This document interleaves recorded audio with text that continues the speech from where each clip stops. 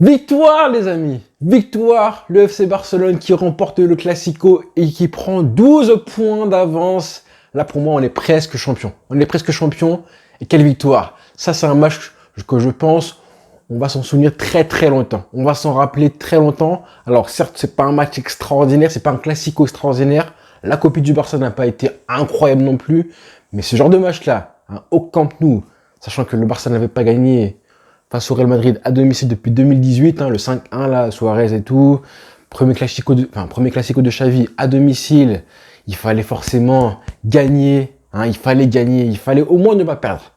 Même un match nul, un partout, ça aurait été une bonne opération. Vraiment, ça aurait été 9 points d'écart, ça aurait été bien. Et je pense qu'on aurait pu perdre ce match-là, ça aurait été logique, ça aurait été même pas cruel pour le Barça, parce qu'on va en reparler un petit peu. Donc c'est un match qu'on va forcément on va garder en tête pendant des années. C'est un tournant forcément de la Liga, c'est un tournant énorme. Là, le Barça a une autoroute vers le titre. Après 95 minutes dantesques en termes de suspense, on a vibré. Les Classicos, c'est quelque chose. Vraiment, merci pour le spectacle. Même si la copie n'a pas été incroyable, là, ce qu'on a vu ce soir, là, c'est vraiment magnifique en termes de dramaturgie, en termes de spectacle, la foule incroyable. Je crois 90 000 personnes, l'ambiance était complètement folle. Il y a pas mal d'abonnés en plus qui étaient au Camp Nou.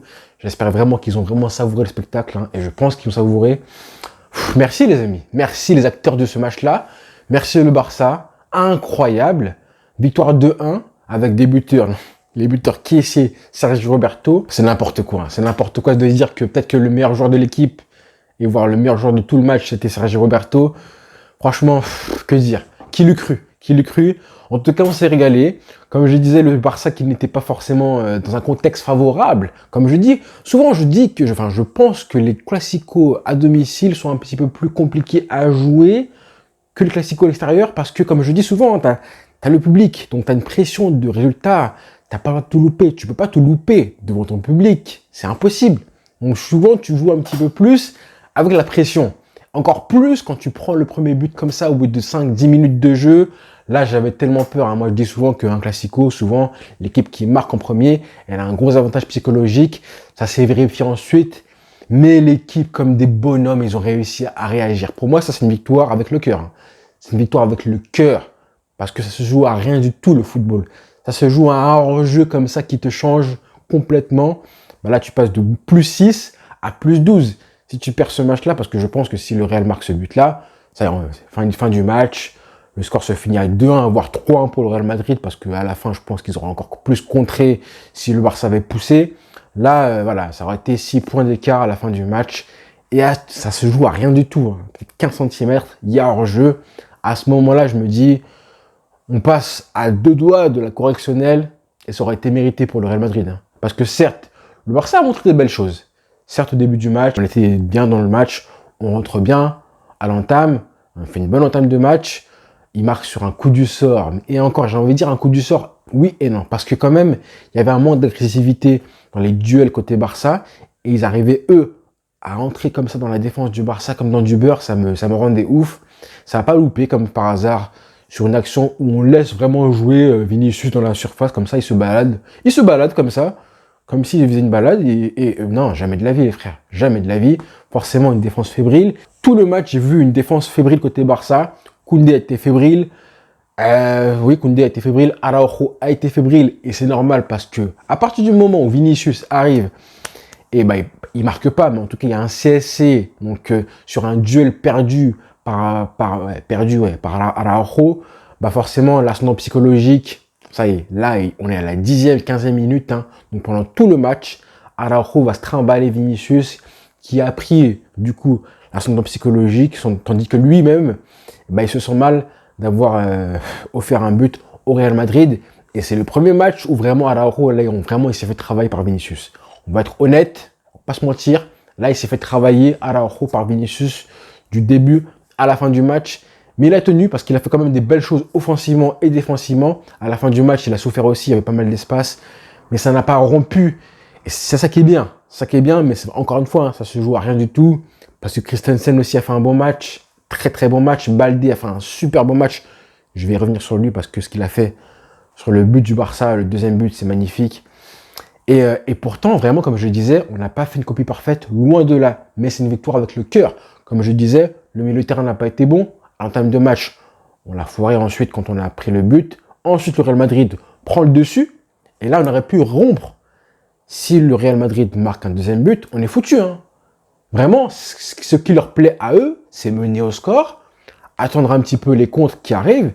Et ça aurait été du gâteau pour eux s'il y a 1-0.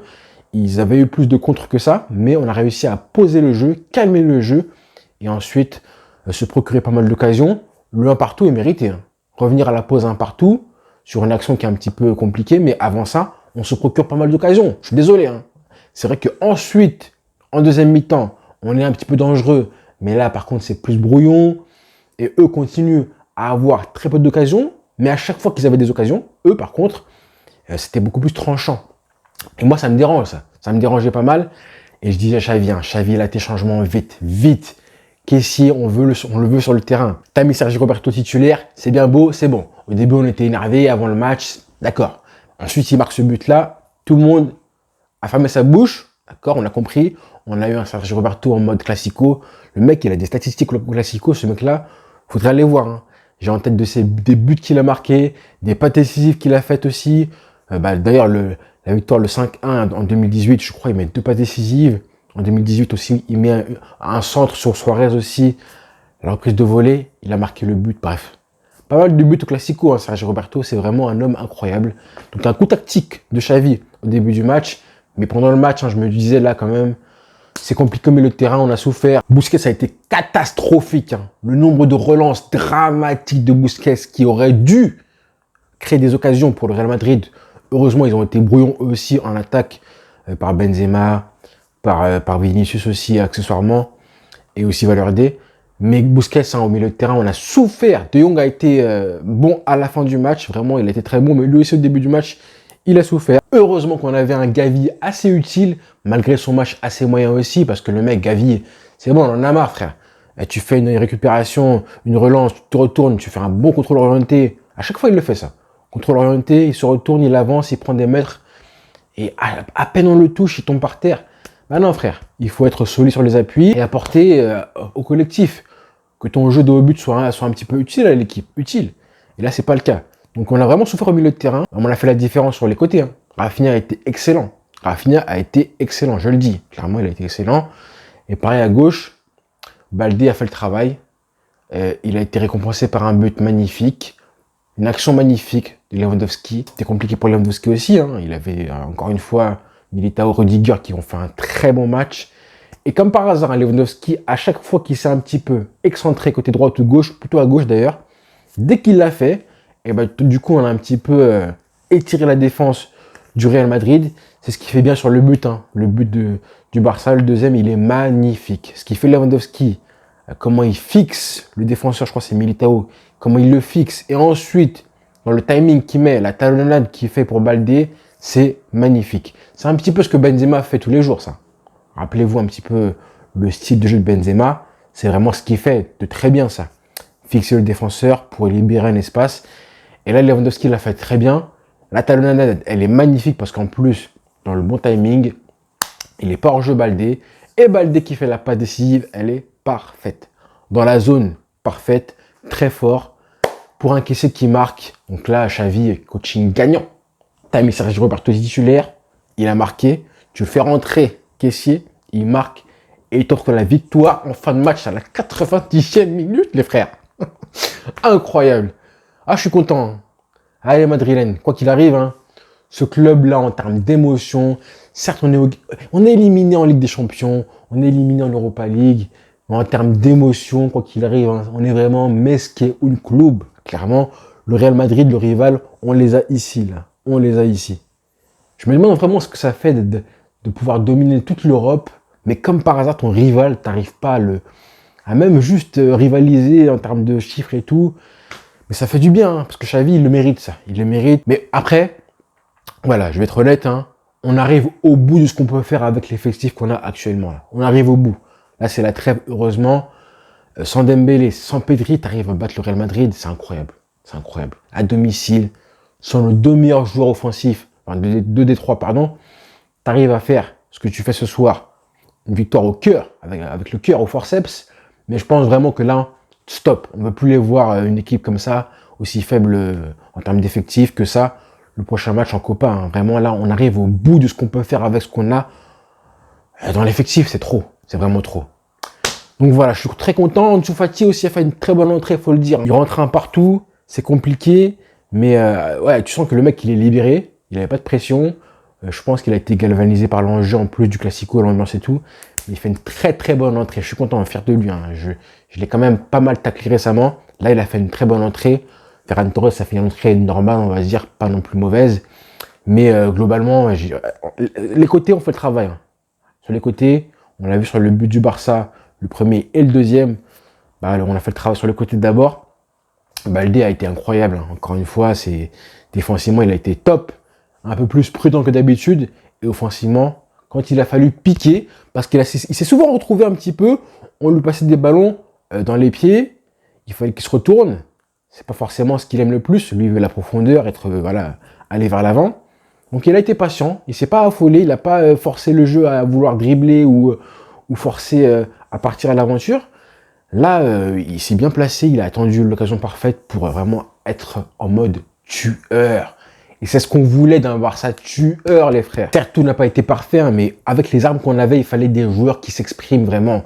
Ce que fait Rafinha ce soir, dans la prise de risque, mesurée, d'accord, mesurée, ces centres qui ont été relativement intéressants, même si des fois il en a raté aussi quelques-uns. En tout cas, il a été, je trouve, très juste techniquement, d'accord. Il n'a pas réussi forcément à passer à chaque fois, mais en général, quand il avait de l'espace, il le prenait. C'est important ça, de prendre la profondeur, faire les efforts, parce que les joueurs dans l'axe, les milieux de terrain n'ont pas été bons du tout. Busquets a été vraiment dramatique. Encore une fois, il a été vraiment catastrophique. Hein. 10 relances ratées. Et en plus, c'est pas comme si c'était des erreurs d'un mec qui a 35 ans bientôt. C'est pas comme s'il était cramé physiquement. C'est vraiment un match d'un mec qui a zéro inspiration, qui est pas dans un bon jour niveau créativité, qui fait les mauvais choix. Et c'est dommage parce que vraiment, il y avait des occasions, des situations à mieux exploiter que ça. Au moins, on contre pour leur faire mal. Mais bon, je vais pas cracher dans la soupe parce qu'on a gagné ce match-là avec ce qu'on avait. Et vraiment, bravo aux joueurs. Ce qu'ils ont montré ce soir en termes de cœur, hein, même si c'est un coup du sort qui a un petit peu changé le match et la saison, c'est très fort. Voilà les frères. Je pense que j'ai rien oublié. Et au pire, comme ça, on savourera une autre vidéo dès demain. Vous inquiétez pas. Allez les frères, savourez. Et puis évidemment, on s'abonne. Bonne soirée à tous.